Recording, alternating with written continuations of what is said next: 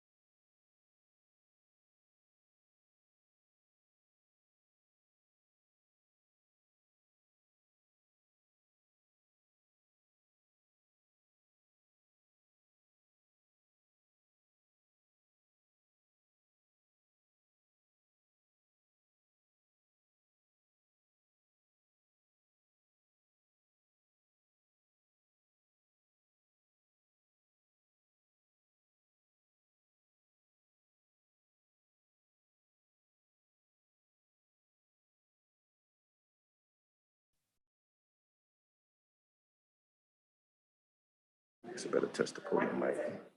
All right. We're going to get started here in just a minute. We're letting the last few come on in, and then we'll get going.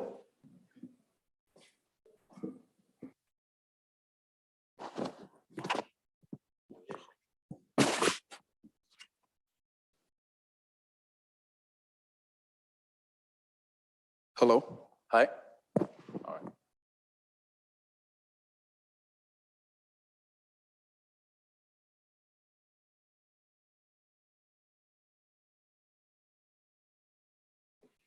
All right. Good afternoon, everyone. Thank you so much for joining us for the 2022 MUSC College of Pharmacy Black History Month seminar.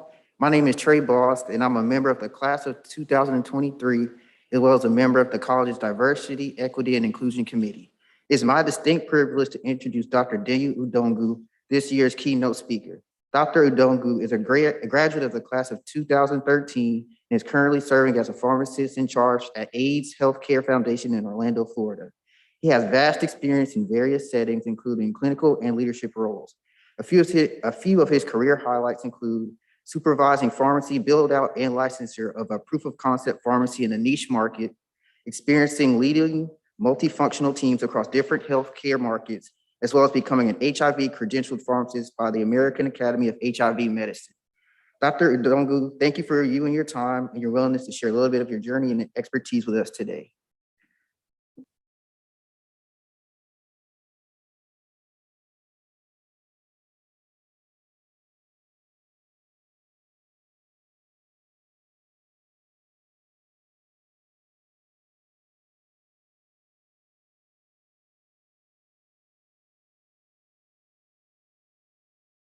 All right, awesome. Can you hear me now?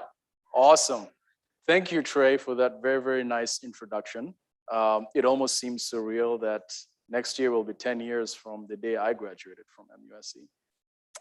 It feels very nice to come home, to see familiar faces, to see people who helped open doors for me, who stood there and helped me when I was having tough times here. So I'm almost moved to tears thinking about those memories. So thank you all. I'm going to begin. So this is the highlight of my conversation today, but I'm going to preface it by talking about my story, okay? And through my story, I hope that you can see how sometimes we think our lives are going to turn out one way, but it turns out God wants our lives to go a different path, right? We're all born with different gifts. We have different stories, and we have to embrace those stories, those gifts, because I think we can best service other people by embracing those gifts. So a little bit about myself. I was born in Kenya, in a small hospital in Nairobi. And I went through the education system there. In Kenya, it's 844. So you spend the first 8 years in elementary school. Then you take an exam. Then you spend 4 years in high school. And then after that, you take another exam. And based on how you perform on that exam, it determines what program you're going to go into in a college. So there are only so many public universities that are there in Kenya. And most of the people in Kenya are younger. So it's highly, highly competitive. And at the time, after you finish high school, you get a gap year. So, during that gap year, some people get technical certificates, technical training, and they use that training to either work while they go to school. Some people get that training and just decide to work. And other people aren't so lucky, they don't get to go to college. So I was lucky enough, I went to a good school in Kenya. I think my school ranked #1 in that year. And I got good grades. But during that gap year, I was lucky enough that my oldest brother was the CEO of a bank, Kenya Commercial Bank. So KCB at the time was expanding across East Africa. And he was tasked with expanding the bank in Tanzania. He went on to have an illustrious career. He moved back to Kenya, expanded the bank in Uganda. And so I got to see what it looks like at the top, how your decisions can influence the outcomes of many people. And it also just motivated me. It was like, wow, if you really work hard, your dreams can come true. And that's something he always said. So just to double back, I lost my parents when I was young. My mom died when I was 2 years old and my dad when I was 15. So, my oldest brother was pretty much my dad. So I was, during that gap year, I was with him in Tanzania, in Mwanza.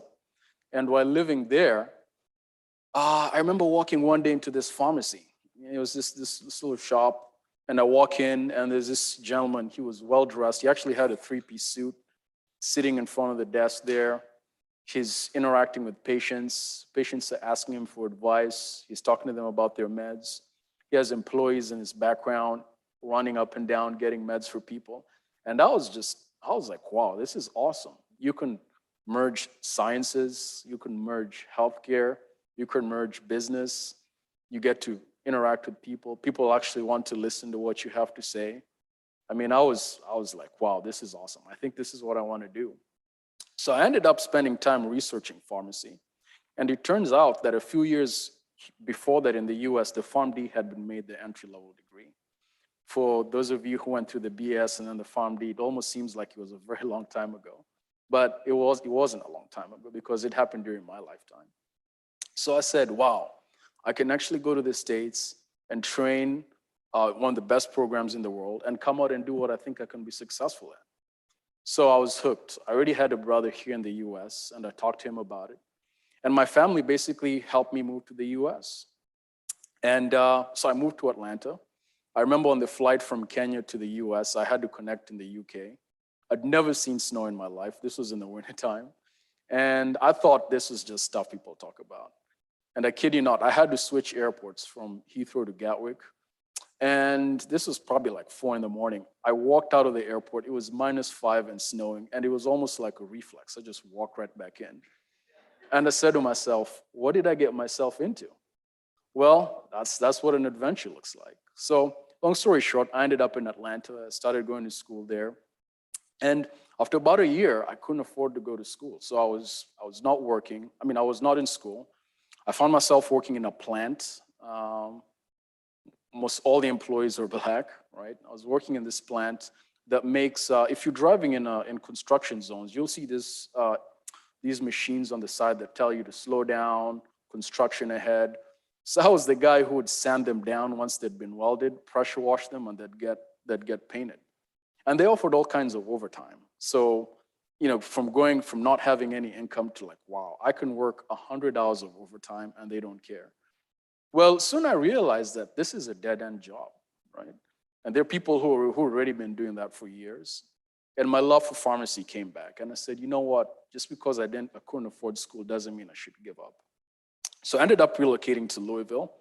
And I was lucky enough to get funding from private organizations to go back to school. So there I was, dedicated and determined to make this dream become a reality. And the part that I also, when I think back on my story, was during those days, working in that plant, when I'd look at people who are pharmacists, doctors, they almost seemed like people from out of this planet. And I think that's part of the stories of many people who want to make this a reality. Well, for me, I was lucky enough to get back in there. Within 1 year, I'd finished most of my prereqs, took the PCAT, and I applied to various schools, University of Kentucky, Purdue, University of Florida, Sullivan, Cincinnati, and MUSC. So I got offers from Cincinnati, University of Kentucky, and MUSC. And at the time, University of Kentucky was ranked number 2 or 4 in the country. So Cincinnati was out of the question. It was either University of Kentucky or MUSC because both of those institutions offered the PharmD and the MBA. So I came down for my interview here. It was late spring, and I fell in love with this place. I remember I interviewed with Dr. Harrison and Dr. Kevin Hope, who used to teach in the nuclear program. And then obviously I spent some time with Dr. Hall. And a few weeks later, I got an offer, and I was like sold. I was like, this is done, awesome, I'm coming to MUSC. So I ended up here. I remember I was the only Black gentleman in my class, so that was different. But there was never any issue about me feeling welcome, okay? So I spent time here at MUSC learning. And I remember I worked hard. I mean, it was long days. I would do my PharmD classes during the day, and then cross over to the Citadel and then take my MBA night classes. Oftentimes I would get home at 9 or 9:30, sometimes 10 p.m. at night, figure out my dinner situation, and then go ahead and study. Study late into the night, and then repeat the next day. They were long days, but they were very gratifying because I knew I was working towards making my dream become a reality. At the time, I was lucky enough to do a special project with Dr. White, and I learned a lot. I think if you're a student and you get a chance to do a special project with one of your faculty members, please jump on that opportunity. So here I am, I'm graduating, and I was confronted with a decision. What do I do? Do I do a fellowship? Do I do a residency? Do I go out and work? And to me, I always looked up to my oldest brother, and I said, sorry, I want to be like him. I want to work hard and become a CEO one day, right? I want to make a name for myself. So I ended up getting an offer from Walgreens in Orlando, Florida, and I moved down there. And I remember that's that May when I was moving down. I had in my car, I had my clothes in there, my books in there, a few utensils that I had, and boom, here we go. We got to make this happen. And sure enough, I got settled in over there. I passed my boards and I started working. So I was offered a floating position. So here I was working in different markets, some in the tourist parts of town, others in more rural parts of Central Florida. And I got to see different communities. Other communities were high income, communities where Tiger Woods lives, where Shaquille O'Neal lives, where all these celebrities live, right? So I got to see different demographics.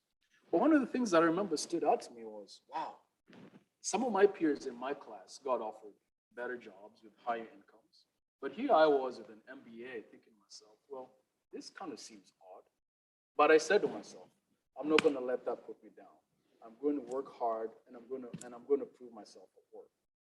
And so there was a period of time I started rising up the ladder. I think there was a I remember in a span of 14 months, I think there was a time I got promoted like 4 or 5 times. And from positions in increasing responsibility. I went from managing a pharmacy that averaged $300,000 a month to, at the peak, my annual revenue from one of my specialty pharmacies was about $55 million a year. Managing different disease states, there was a lot of pressure in that position. And boom, suddenly the position ended. And I'm guessing you wonder why. Well, it turns out when you're the new kid on the block, you're 27, and you have these positions of power. And the people who've been working there longer than you have, and they see that, it doesn't necessarily get you friends in every corner of the company. And I got burned. I got accused of making a mistake, and I was out of work. I felt like my identity had been stripped and taken away from me. I felt like a personal failure. I felt like I let down all those people who believed in me. And I just wanted to go into a corner and disappear.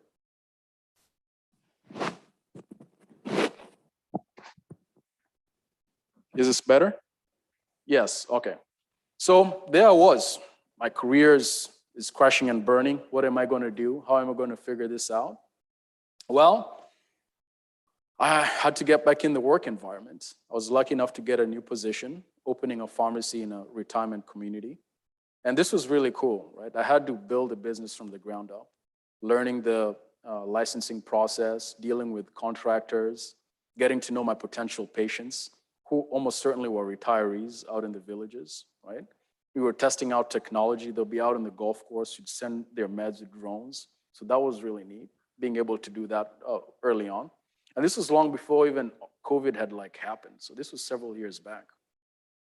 But it was back in the corporate game, right? So I'm thinking to myself, here's my other chance to really, really make something of myself.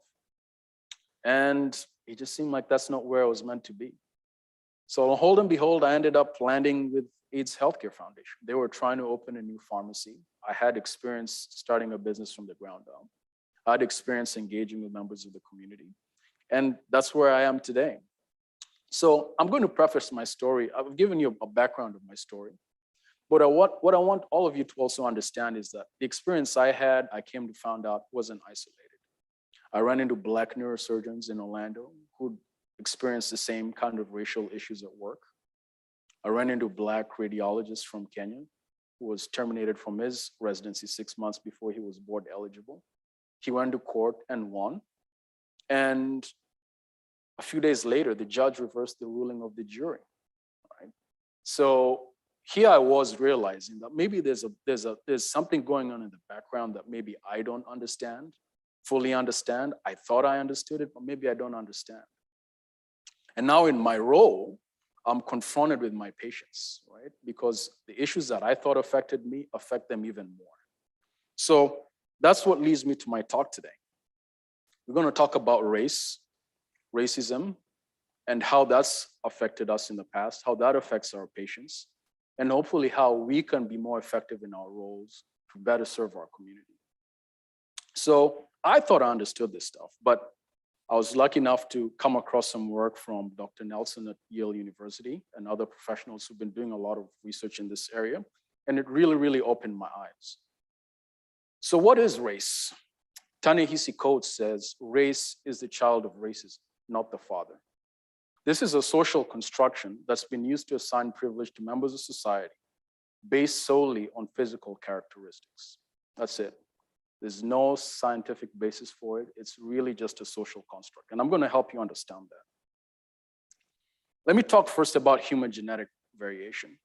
Sarah Tishkoff at University of Pennsylvania has done a lot of research in this area. So there's a lot of genetic studies that have been done, mostly in Europe, in Asia, but almost certainly not in Africa. So her work is very groundbreaking. And here's why. We now know that all human beings originated from Africa. All of us originated from Africa. And over time, we moved out of Africa into different parts of the world. And based on the environment that we lived, our genes changed and adapted to those environments. In the context of the colors of our skin, people who live in sub-Saharan Africa are exposed to a lot of ultraviolet radiation. And as a function of that, the genes that code for melanin are more active. Folks who move to Higher hemispheres, there's less UV radiation. So the genes that code for the color of the skin look different. Hence, you see lighter skin, the hair looks different, the color of the eyes look different. And there's genetic data to prove this. Our cultures and traditions have also been influenced by where we live, okay? So let me show you a map of Africa here. It's color-coded. So at the top is, these 4 language families are really the 4 different groups that we all have originated from.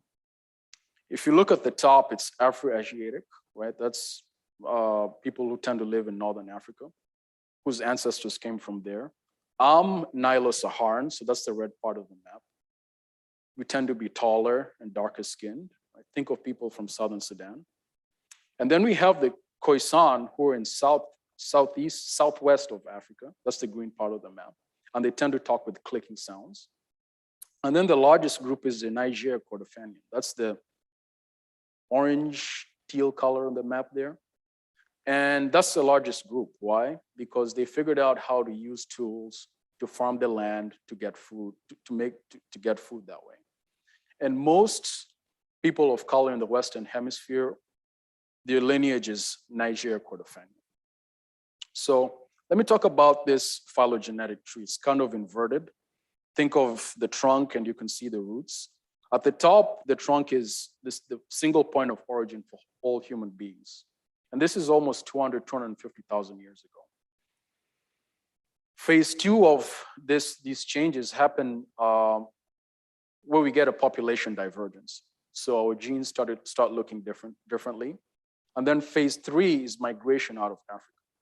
You see the roots now starting to form. And at the very bottom is the different genetic lineages that we have. The very deep blue parts of 14 different genetic lineages that we know exist in sub-Saharan Africa. The light blue there are folks from Europe. Then there's Asia. Then there's the Americas. And then there's the Pacific Oceanic communities. So that's just an inverted way to look at the same tree. Over time, people moved. And the point of all of this is to say that there's more genetic variation in Africa than there is in any other part of the world. I'm going to say this differently in the context of here in the US. A person of white skin is more likely to be genetically related to a person who is Black than they are to a person who is white. So really sit back and take that in, right? So from our understanding of race, we think that, oh, that person is Black, I'm probably more closer to them genetically. Well, that's not really the case. If you put another person from Africa standing next to me, there's a higher likelihood that we are not genetically close than if you actually pull someone from a different part of the world. And this is genetic studies that prove this, okay?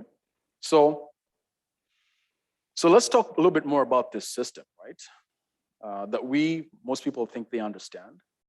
There are at least 4 different levels to this system. There's a structural, institutional, interpersonal, and there's internalized. From a structural standpoint of looking at the system, it's multiple institutions working to collectively uphold racist standards. It could be a government institution passing a racist policy, and then it trickles down to the institutional level. So this is practices within organizations that exclude people of color, ethnic minorities, women from positions of power. And then from the interpersonal level, this is what we're all familiar with in our personal lives. Racist microaggressions that are carried out between people. With the advent of social media, that's the stuff you see all the time. And then internalized, right? This becomes messages or ideas that over time we begin to believe ourselves that are not true. Ethnic minorities assume negative beliefs about themselves. Some white people assume ideas of superiority about themselves because of how this system works. So I'm going to give you an example from a top-down standpoint of a way of looking at how a policy has trickled down from the structural all the way to the internalized level. And I'm going to talk about redlining. So when people think of redlining today, they think of racial discrimination of any kind in housing. This could be a real estate agent trying to steer a Black person to buy a home in a Black community, or racial covenants in suburbs and developments that restrict Black residents from buying. And yes, by the way, they still exist. And why is this important? Why am I talking about redlining? Let me just take a step back. So historically, Americans have been the wealthiest group of people in the history of mankind. Why? It's because of property rights. It is easier for the average American in this country to own a home than any citizen of any other part of the world. And that becomes important, right? For most people, your wealth is tied to home ownership. When I think about my experience, most of my wealth has come from home ownership. And that's going to be the case for most of you. Some of you are going to inherit wealth. Some of you are going to start businesses and going to become wildly successful at that. But for most people, home ownership is their source of wealth. So here you have a government program that was officially created in the 1930s in the era of the New Deal. And just to give you a context of understanding, when the Great Depression happened, Americans were not buying homes. The economy was in a bad place. So the government stepped in to make it easier for Americans to still own homes. And so programs are created where the government would either directly provide loans or would back up loans that private people would take when they wanted to buy homes. So you students sitting here may not necessarily understand why that's important. So I'm going to put it into context for you. When you graduate, the first thing you're going to want to do is pass your boards. You're going to be excited. Then you're going to be looking forward to that first check. And then you're going to look forward to getting paychecks. And then after a while, you're going to say, you know what, I want to buy a home. Because that's what everybody tells you to do. And it's a very smart thing to do. So you'll go ahead and you'll buy a home. But when you go to apply for a loan, the bank will look at your credit risk. And they'll say, well, you have a ton of student debt. We think there's a high likelihood you may not be able to afford this home. Well, the federal government's going to come in and back you up and say, well, for John Smith here, yeah, he has student loans, but we're going to back that loan. And the bank is going to say, great, here you go, here are your keys, have a good day. Well, this policy of redlining was actually was put in place by the government. And over time, it evolved. So the government actually developed color-coded maps of about 200 cities and towns in the US. And in those maps, the pseudoscience that this was based off of was, if Black people moved into a neighborhood, property values are going to go down. And so banks are less likely to give loans to people in those communities. The government was less likely to back loans for people who lived in those communities. And they ranked them from A, B, C, and D. A and B were almost exclusively white neighborhoods. C were neighborhoods that may have had white people, but they also had ethnic minorities living there. And D were almost certainly Black communities. So here's an example of a redlined map of Miami. I'm familiar with Miami. For those of you who have been to Miami, the areas that are red tend to be the northern part of South Florida, and they're almost exclusively where you find racial ethnic minorities. It's the same thing with Atlanta. And so what is the effect of redlining? And by the way, these maps were never meant to be released to the public. This was actually discovered by accident by a historian by the name of Henry Jackson in 1974. He was doing research into housing, and in St. Louis, he actually happened to come across these maps. So that's crazy that this was a policy that was put in place that was never meant to be released to the public. So what's the effect of redlining today, right? The biggest one is the wealth gap. Black homeowners are 5 times more likely to own homes in formerly redlined versus green line neighborhoods. And that's because of either inheriting homes or being able to afford homes in those communities. However, what we now know is that over 40 years, neighborhoods that were redlined have gained 52% less in value than neighborhoods that were not redlined. That's a very big deal. And that's just from some studies that have been able to quantify this disparity. What's another effect of living in these communities? Well, you have less wealth, and as a consequence of that, you have poorer health outcomes, lower life expectancy. If you look at redlined neighborhoods, they tend to be what you think of as concrete jungles. There are less trees in those communities. And why is that important? In the summertime, it gets really hot in those communities. People living in those communities are almost certainly of a lower socioeconomic status. So they end up spending more of their hard-earned money to pay for their energy bills. It's uncomfortable living in those communities. So you can think of the social stress that begins in the home, right? Because the parents can't be there to spend time with their kids, they have to spend more time working just to be able to put food on the table. And then that ends up having a domino effect, right? Here you have people who are working hard, but they feel like they can't seem to catch a break. Another consequence of living in these neighborhoods is lower property values. It's a lower tax base, lower revenue available to fund public facilities. And as a consequence, these communities are left at the mercy of the state and the federal government, which sometimes never really provides the resources they need to fund their facilities. Here's another map of Flint, Michigan. So, after the war, a lot of African Americans moved from the South to Michigan because of the auto industry to find better opportunities. Now, most of them could not afford to live in Detroit at the time. So they ended up living in Flint, Michigan, a suburb just slightly north of Detroit. On here are 3 maps. The middle is a Google map, so a Google map of what Flint looks like. On the left is a redlined map of Flint, Michigan. And then on the right is a map showing where we have lead pipes. And if you look, there's a close correlation between the maps on the right, the map on the right, and the map on the left. So that is just a prime example of a consequence of this policy. So in talking about this system, right, it's the wheels are always turning, right?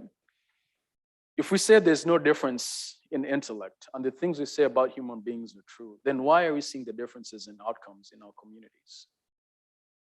Well, the system that we're talking about doesn't need for you to agree with it for it to work or not. You don't have to opt in or opt out.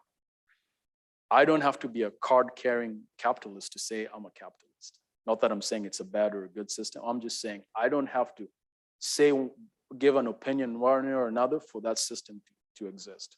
And it's the same thing with racism.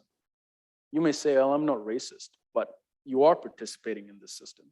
Why? Because this system is designed to funnel advantage to certain members of community and disadvantage to other members of community. And this is by design. If you look at this picture, this is a picture of a movie I really like. It's The Matrix. And this is the part where Neo is confronted. Do you take the red pill and wake up? Or you take the blue pill and continue living in this false reality?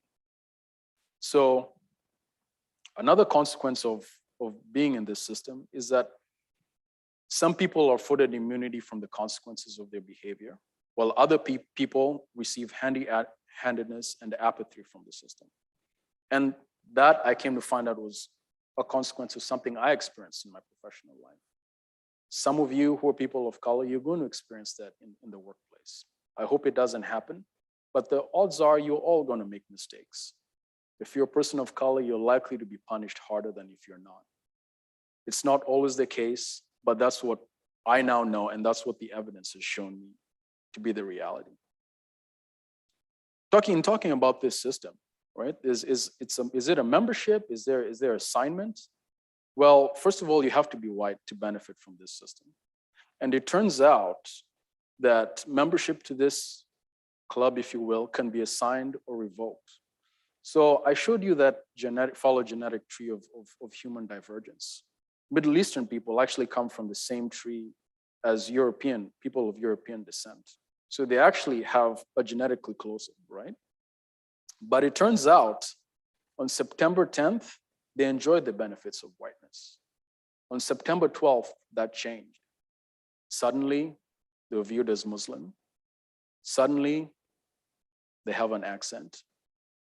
And as a consequence of what happened on that day, they can no longer enjoy the benefits of this system. So unless you're white, you can't benefit from this type of privilege. Not that you should want to anyway, because underneath it all, we are all human beings. And that's the point of this message today. Public health and the public health arena, even the APHA has come up with a task force to address racism, has now recognized that racism is a form of structural violence because it socially produces unjust conditions that predispose Black communities to disability and death. If we do not diagnose the problem correctly, then we cannot find the right treatment. I'm an HIV pharmacist. If my patient is diagnosed with Hep C and I am trying to treat him for HIV, there's no way I can treat the condition. If you're a cardiovascular doctor, you cannot treat that patient for cardiovascular disease when the diagnosis on their chart is a broken foot. There's a framework that exists in the public health arena called the fundamental cause theory, and I'll go into it. In this framework, we have multiple disease outcomes, multiple risk factors feed into it. This framework has an element of reproducibility, meaning if you put cardiovascular disease in there, you'll get the same outcomes. If you put HIV/AIDS in there, you'll get the same outcomes. If you put drug abuse in there, you'll get the same outcomes. And in this framework, you need to use people who have access to more resources are more likely to have better outcomes than those who don't. So I'm going to give you an example of this. Let's talk about cardiovascular disease, which is on the far right of the frame there. We have proximal causes of cardiovascular disease, which is what we understand in healthcare as your risk factors. Hypertension, smoking, diet, exercise predispose you to cardiovascular disease. And this understanding actually feeds into the Western understanding of how we're supposed to live. You're responsible for your outcomes. You need to eat better. You need to exercise, right? But it turns out there are actually distal causes that feed into this framework that really are driving the outcomes that we're seeing. Think of the redlining, right? Which people live in those communities that are redlined? We know that they're Black. They tend to be of a lower socioeconomic status. When COVID-19 hit and we heard of the phrase essential workers, well, healthcare workers are essential workers. But if you look at hospitals, who are the people who are cooking food? Who are the orderlies that work there? Who are the janitors that work there? They're almost certainly people of color. And so if you look at this framework, right, they're spending most of their time in harm's way, where they're likely to get COVID-19. They're spending a lot of their hours generating income so they can afford the basic necessities to survive. They live in environments where there's a higher stress level. Think about how hard it gets in these redline communities. To put it into context for you, go to Phoenix, Arizona in the summertime. I can tell you, when you spend time in communities that have trees, you notice the difference. When you go to these concrete jungles, it's almost 20 degrees hotter, and it's already 100 degrees out there. So think of people who live in these environments, because you're going to encounter them in the workplace. They're going to be your pharmacy techs, right? Some of you are going to be big-time executives. Some of you are going to be leaders at work. It's going to be your managers, right? So this is hopefully going to help put this into context for you. And it doesn't mean that these people don't want to eat healthy. If you're living in a food jungle or food desert, you don't have access to healthy food to begin with. And then you have to think about carving time to cook food, carving time to exercise. When you're already working, like in my case, I was trying to work as much overtime so I could make as much money to put food on the table. I was trying to raise as much money so I could have tuition to go to school. We can talk about HIV and AIDS, which is what I do. This is where I work. Proximal causes, are sex work, men who have sex with men, IV drug users, STIs. But really, you find that what's the underlying drivers are almost certainly race and socioeconomic status. Think about those kids who live in those redline communities. Their parents are working all the time. There's a lot of stress in the home. The marriages don't work out. Or they look to drugs to cope with the stresses of their circumstances. As a consequence of that, the kids get abandoned. Some of them look to sell drugs in the streets to survive. They get incarcerated. And so the kids are left with no one to fend for them. They turn to sex work when they're young. And right there, they end up contracting HIV. Previously, our understanding was, well, this person is high risk because they did sex work. But how did they end up there in the first place? So hopefully this framework can kind of put it into context for you. It's the same deal with COVID-19. I already kind of talked about it. We talk about social determinants of health, and I'm sure you're going to go over that in your various respective classes, so I'm not going to spend a lot of time dwelling on that. I'd like to give a little plug for HIV, because that's what I do. In South Carolina, 70% of people living with HIV and AIDS are either Black or Latinx. 70%. That is not a coincidence, right? We already know that the southeastern part of the US has the highest incidence of HIV and AIDS in the country. And South Carolina is slightly lower than the region, but is still higher than the country. We know that HIV infections are going down in South Carolina. We don't know if it's because of COVID-19 that we were having less testing. So there's a possibility that people out there who are still engaging in high-risk work that are positive, and we don't know of that. On a positive note, the CDC has this goal of 90-90-90. 90% of people who are HIV positive are linked to care, 90% receive care, and then 90% are virally suppressed. Because we now know if you're virally suppressed, you're less likely, you cannot transmit the disease. U equals U, right? If you're undetectable, you cannot transmit HIV and AIDS. So South Carolina is moving in the right direction in this area. Unfortunately, we're seeing late HIV diagnosis in the state. And what does that mean? Someone coming in and getting tested and they're positive, and within a few months of testing positive, they have AIDS. So that's a big deal, right? Because once you have AIDS, your immune system has been compromised and there's irreversible damage that's happened. Your CD4 count is below 200. And even though we can bring your CD4 count back up, you're already in a very compromised situation, and your long-term outcomes are likely to be worse. So this here just shows that most of the people living in this state are, like I said, people of color, MSMs. On a more positive note, we're seeing high PrEP uptake in South Carolina. Unfortunately, the people who have access and are using PrEP tend to be people of a higher socioeconomic status. So the 70% that I told you, we want to see more of those people getting access to PrEP so that they don't get HIV and AIDS. So it makes you wonder, is the system broken? I think not. Think of the last 2 years. We've had a social awakening. COVID-19 shut down our communities, and a lot of us were plugged in and finally able to see what's really going on in the background. These were 3 beautiful souls that were taken away from us, and they didn't have to be taken away. We heard people saying the system is broken because this happened. Well, it turns out the system is not broken because they were directly put in harm's way in one shape, form, or another. And so you're going to get the same results regardless of what disease state, what circumstance you put in there.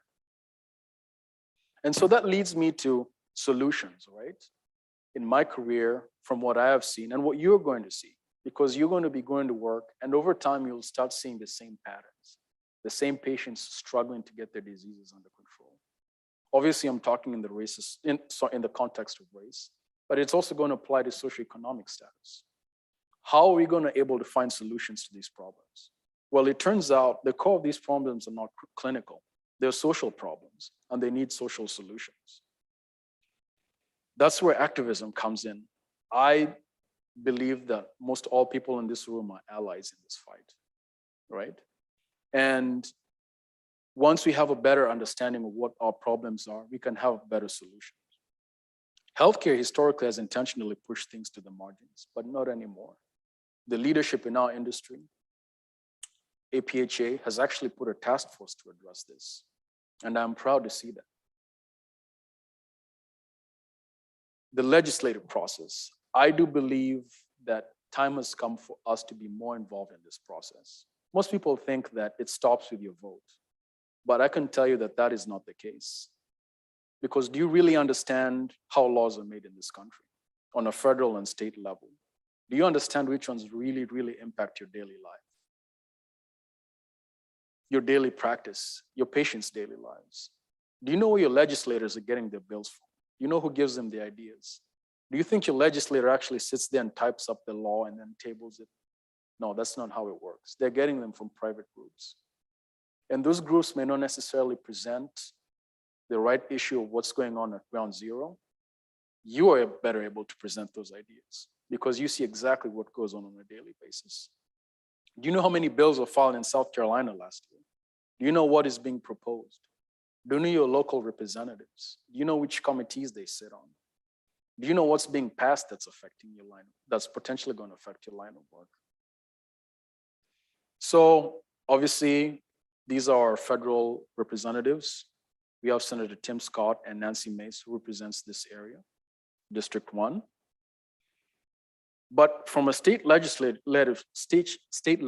standpoint, you actually have 15 people who can affect the outcomes of your daily lives. We have our state representatives, and then we have our state senators. Get to know them. Get to know when they're in town. Get to know what kind of work they do.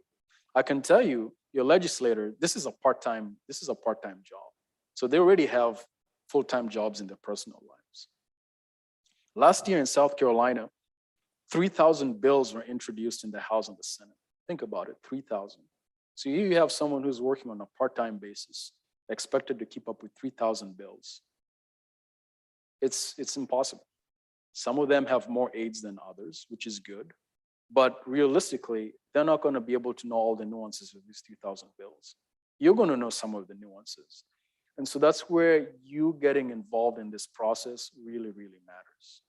And I can tell you, our representatives up there love to hear from us, right? They love to hear from their constituents. Pick up the phone, call them, email them and schedule a time. They actually get back in touch with you. Show up to their offices. They'll welcome you. They'll listen to what you have to say. They may not necessarily agree with what you have to say, but they're listening. And guess what? You can get involved in this process, right? If you're going to get solutions, different solutions to the problems that we have, then we're going to have to do some things different. Get involved in referendums that affect your patients, whether it's housing, whether it's access to care.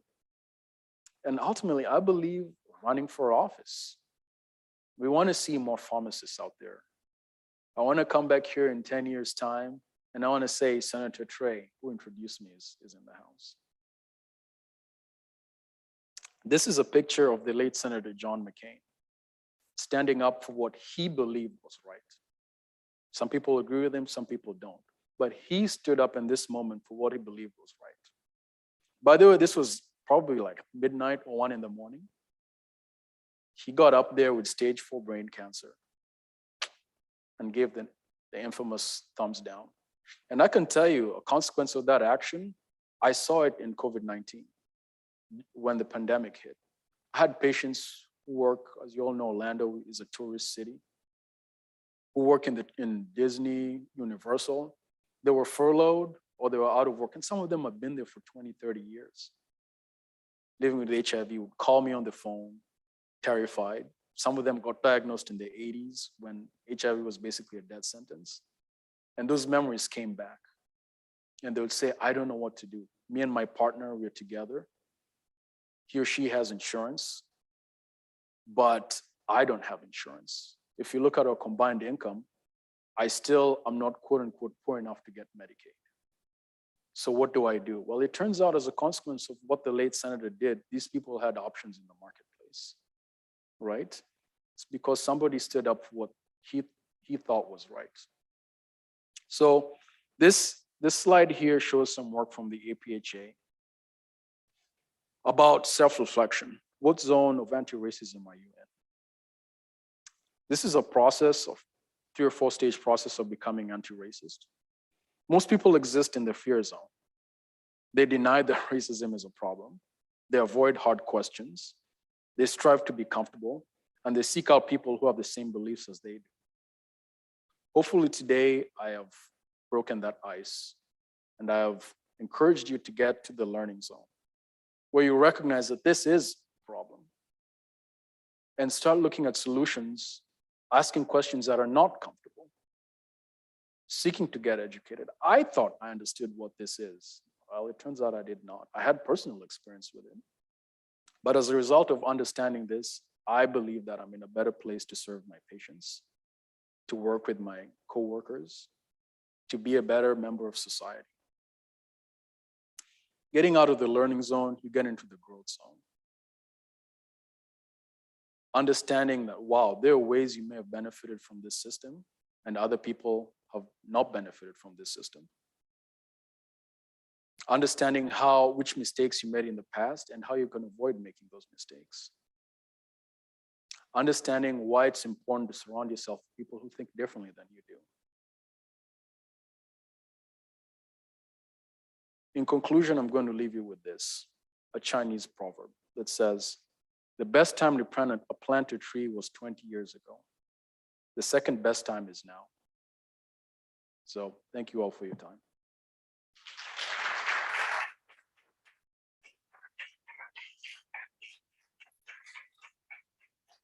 I'll take any questions if if you have any questions. Sure, go ahead.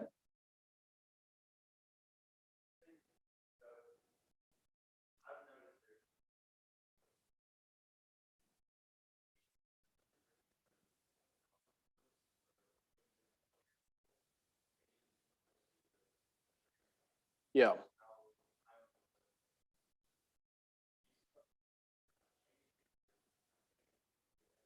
Yeah. Adjustment. That's a very, very good question. And by the way, first time I heard this talk, the very same questions were asked by doctors, right, by nurse practitioners. And I'm glad you've asked that question. Ultimately, in the long run, I hope that we move away from race-based ways of looking at our patients. But in the short term, I do think it's important because it's going to be part of diagnosing the problem. Okay, if you look at Canada, they stopped tracking this data from a race-based standpoint, and it turns out people of color are actually left behind. So I do think in the short term that yes, it is important to look at this and understand how people of color's outcomes look differently. But in the long run, I hope that as a society, we can move away from that. I mean, I'm talking today about race because I think this is an appropriate platform to do it during Black History Month. But it turns out there's socioeconomic issues. Talk about IV drug abuse. I've worked in rural parts of Florida, and I've seen how it's devastated those communities. I've seen people infected with HIV and AIDS in those communities who are afraid to even come out and mention that word. All right. In the pharmacy I work, patient privacy is a huge deal. When we send out meds to our patients, we don't put any identifying information about our pharmacy on there. And patients like that because there's a huge stigma associated with this disease. So I hope I answered your question, but yes, I think in the short term, yes, it is important to track the data that way. But in the long run, we should understand that this idea of race is a social construct. There's no biological scientific basis for it. And that's really what I hope you can take away from it. Thank you. Any other questions? It's Dr. Lapointe.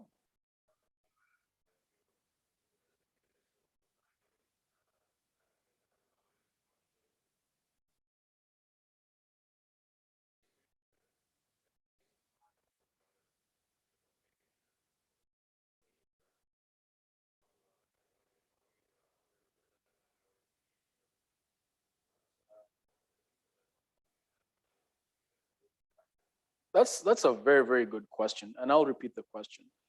What happens if a student faces microaggression when they're out on clerkships, or even a faculty member faces microaggression when they're out of work?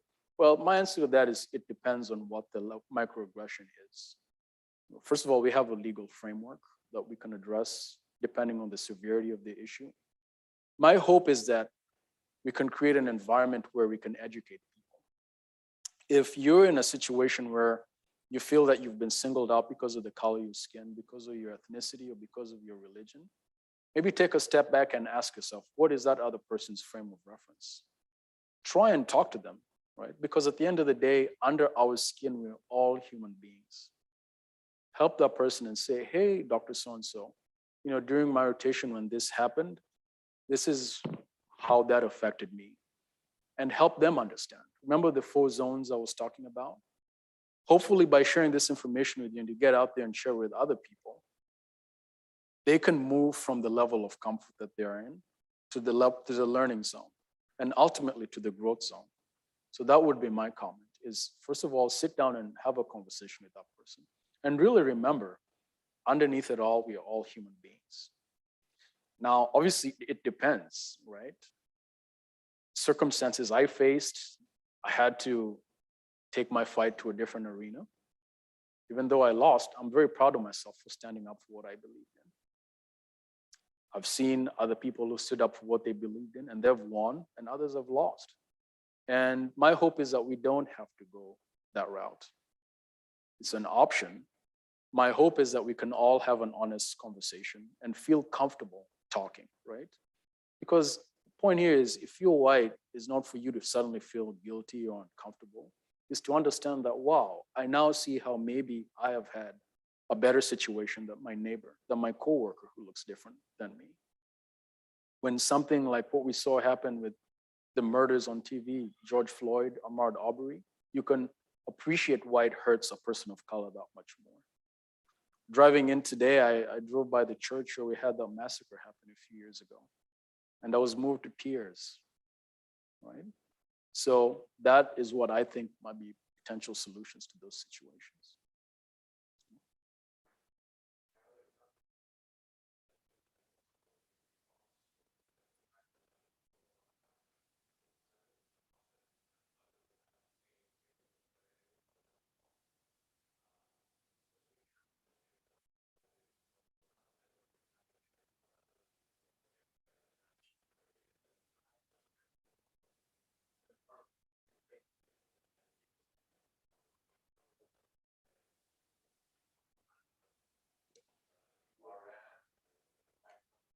Yeah.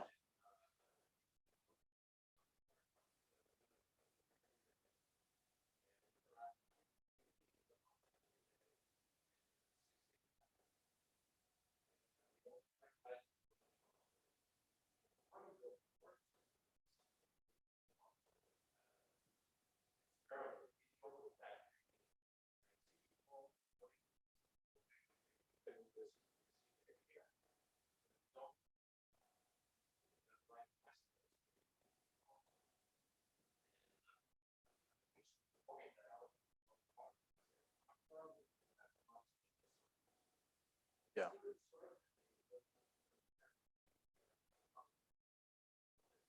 Yeah.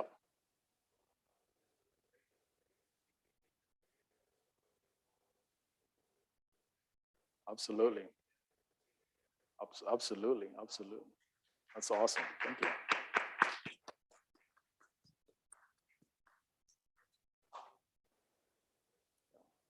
Awesome. Sure, go ahead.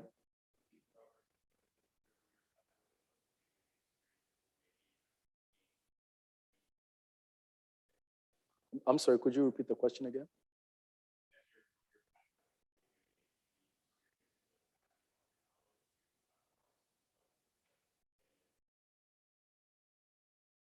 So that's a good question. So over my career path, have I had an opportunity to pass my knowledge to pharmacists in Kenya? I can say I have. Actually, some of my friends that I went to school with in Kenya are practicing pharmacists in Kenya. They actually have senior more roles than I do. Their positions actually affect public health on a massive standpoint. And there's a lot of HIV and AIDS in Kenya, unfortunately. So I get to see some of the things that they do. I get to give them ideas on what I think can work. And it's actually interesting to see that patients over there actually, in some instances, actually have better access to medications than patients here in the US. So it's been very eye-opening. And as we live in a global community, we're going to be getting patients from all over the world. I mean, I have patients from Laos, from Vietnam.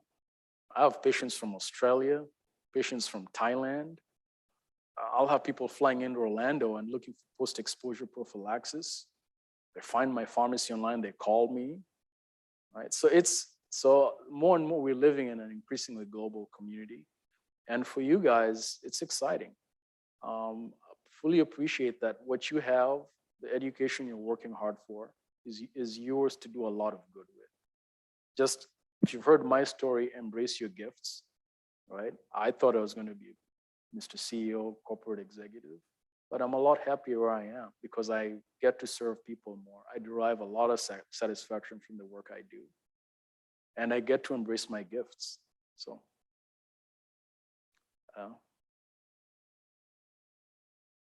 thank you. Thank you.